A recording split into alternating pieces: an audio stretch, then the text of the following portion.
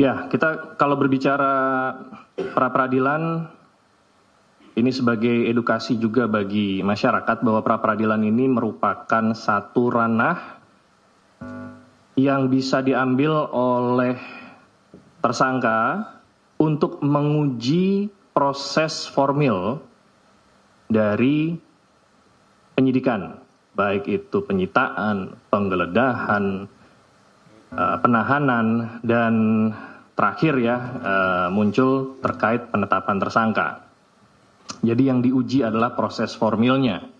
Kalau berbicara proses formil, sebagaimana yang tadi saya sampaikan, KPK meyakini proses penetapan tersangka saudara HK sudah profesional, prosedural, dan proporsional.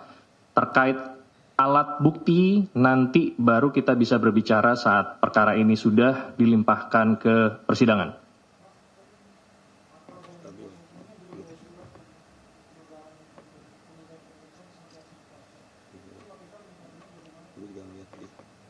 Ya. Atas permohonan tersebut, info yang kami dapatkan dari penyidik bahwa permohonan itu ditolak, ya. Prosesnya tetap berlanjut. Apakah nanti saudara HK akan dilakukan pemanggilan selama proses pra-peradilan, itu nanti dikembalikan kepada penyidik lagi. Intinya permohonan sudah diterima, tetapi tanggapan dari KPK itu ditolak. Ya, karena proses peradilan itu merupakan satu ranah tersendiri, ya, dan proses penyidikan itu ranah tersendiri. Jadi ini tidak bisa dicampurkan, tidak bisa disatukan. Tidak berarti kalau proses pra-peradilan itu berjalan maka penyidikan berhenti, tidak. Proses penyidikan tetap berjalan. Bila yang bersangkutan mengajukan untuk tidak dipanggil terlebih dahulu, itu merupakan hak tersangka ya, untuk mengajukan, tetapi penyidik juga memiliki kewenangan apabila ingin memanggil, dan seandainya proses tersebut digunakan sebagai alasan untuk tidak hadir, kemungkinan besar penyidik akan menilai itu bukan menjadi salah satu alasan yang patut dan wajar. Demikian. Mas, itu kan suratnya ditujukan untuk pimpinan KPK. Nah, ini yang menolak ini pimpinan atau penyidik, Mas?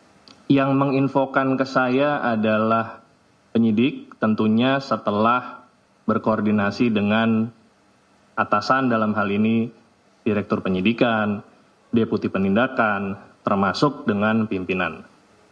Ya.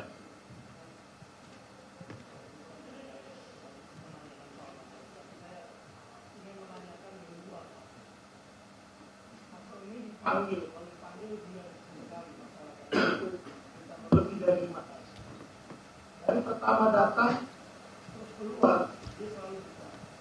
Tapi hari ini keluar, dia tidak bisa sama sekali. Kira-kira harus ini apa yang disampaikan penyidik sehingga tidak bersama. Ya, saya tidak bisa menduga-duga ya apa yang disampaikan penyidik. Mungkin beliau sedang kurang enak badan sehingga tidak memiliki keinginan untuk berbicara kepada rekan-rekan dan diwakili oleh kuasa hukum. Apakah ada pembicaraan yang membuat saudara HK tidak ingin berbicara kepada teman-teman jurnalis? Tentunya ini menjadi ranah materi penyidikan. Saya tidak bisa membuka itu karena penyidik juga tidak memberikan delegasi atau kewenangan kepada saya untuk menyampaikan hal tersebut. Demikian, Mas Mario.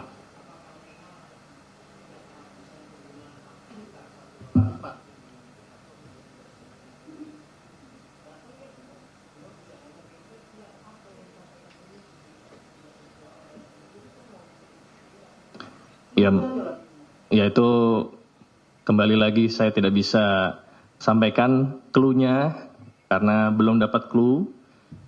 Mungkin rekan-rekan bisa bertanya kepada kuasa hukum lebih lanjut ya, atau ke Saudara HK langsung, apakah ada hal-hal tertentu yang membuat yang bersangkutan tidak ingin berbicara kepada rekan-rekan jurnalis pada saat selesai dilakukan pemeriksaan sebagai tersangka. Demikian.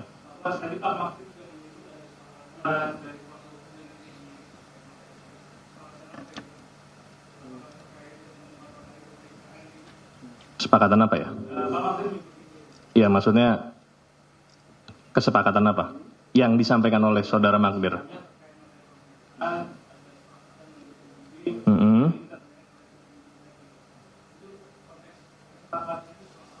Saya juga baru tahu ini ada kesepakatan yang disampaikan sama Mas Rizky ya. Ya, tentunya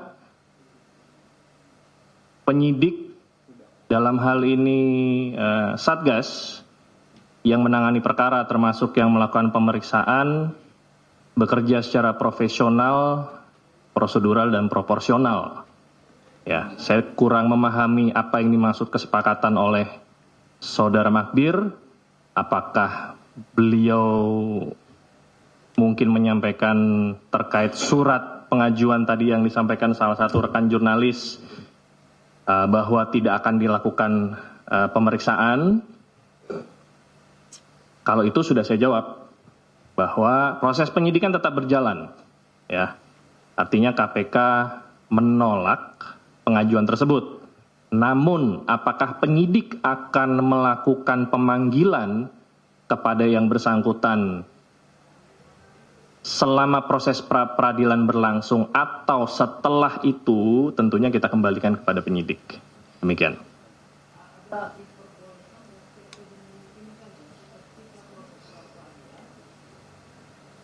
Yang bersangkutan kita.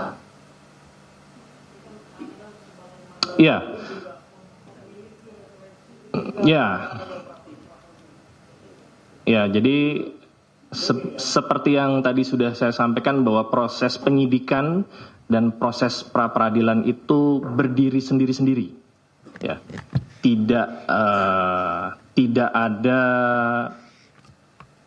berkaitan secara langsung. Jadi dalam proses peradilan penyidikan tersebut saksi-saksi bisa tetap dipanggil, penyidik masih bisa melakukan penyitaan maupun proses-proses penyidikan lainnya termasuk salah satunya penahanan. Ya. Kalau berbicara memungkinkan atau tidak, memungkinkan. Apakah dilakukan atau tidak itu dikembalikan kepada penyidik nanti, termasuk jaksa. Di KPK ini, di mana penyidikan dan penuntutan berada di satu atap, penyidik dan jaksa penuntut umum ini bekerja sama dan saling memberi masukan. Kapan sebaiknya tersangka ini ditahan? Bagaimana alat bukti dalam pemenuhan unsur perkara? Ini menjadi salah satu kekuatan di KPK hingga pada saat perkara ini dilimpahkan ke persidangan nanti, untuk conviction rate-nya ini 100% atau mendekati 100% kalau melihat histori putusan pengadilan untuk perkara yang diajukan oleh KPK sampai dengan saat ini. Jadi kembali menjawab pertanyaan Mas Mario, itu dimungkinkan, tetapi apakah akan dilakukan nanti kita kembalikan prosesnya ke penyidik nanti.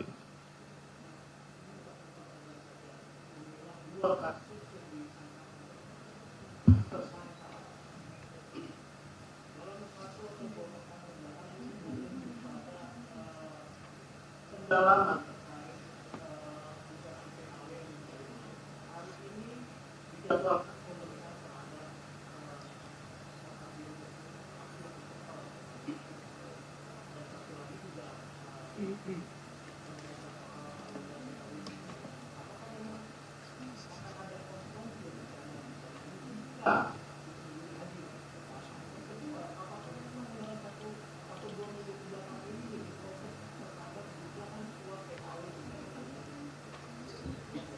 Ya, penyidik mendalami semua hal terutama yang memang dibutuhkan dalam rangka pemenuhan unsur perkara.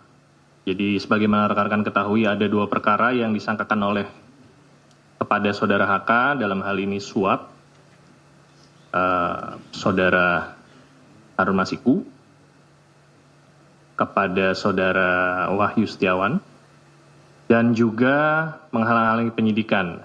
Jadi pemanggilan penyidik terhadap saksi-saksi ini tentunya berputar pasal yang disangkakan maupun objek perkara yang disangkakan kepada saudara HK.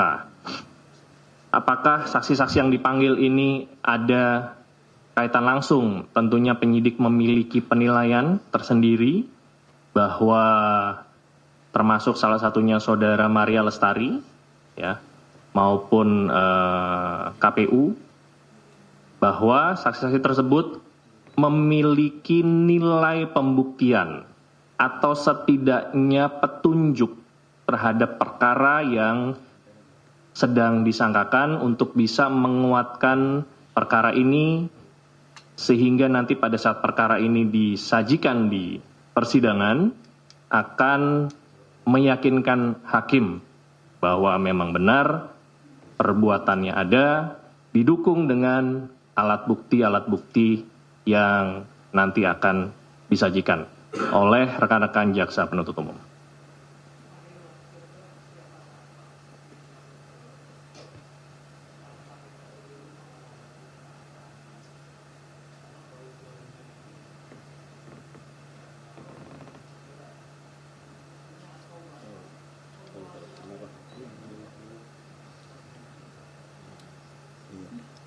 Ya, KPK selalu menyiapkan diri karena pengajuan pra peradilan ini bukan hal yang pertama ya. Ini KPK sudah sering di-challenge oleh para tersangka melalui pra peradilan. Tentunya rekan-rekan kita di Biro Hukum sudah menguasai hal-hal apa saja yang dibutuhkan untuk menghadapi proses pra peradilan, dengan berkoordinasi dengan penyelidik, berkoordinasi dengan penyidik, termasuk dengan struktural dalam hal ini para direktur, deputi maupun pimpinan, dan semua administrasi dalam rangka penyidikan tersebut juga akan disiapkan sehingga nanti pada saatnya sidang itu digelar, Biro Hukum bisa meyakinkan hakim pra peradilan bahwa perkara ini memang sudah sesuai dengan aturan hukum yang berlaku.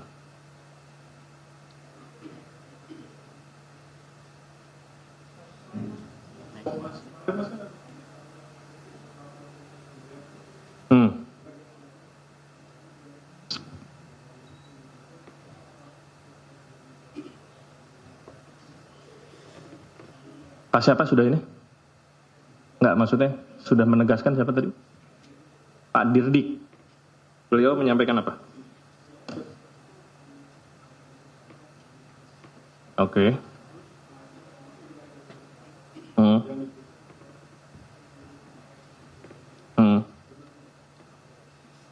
Ya,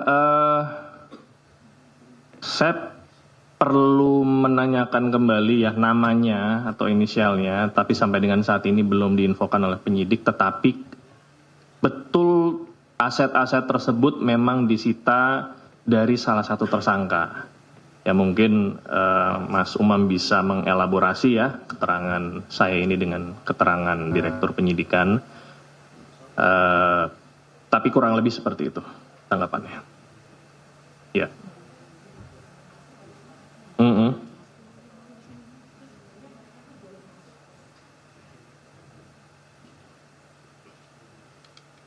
Semua orang bisa datang ke KPK. KPK ini lembaga yang terbuka untuk umum.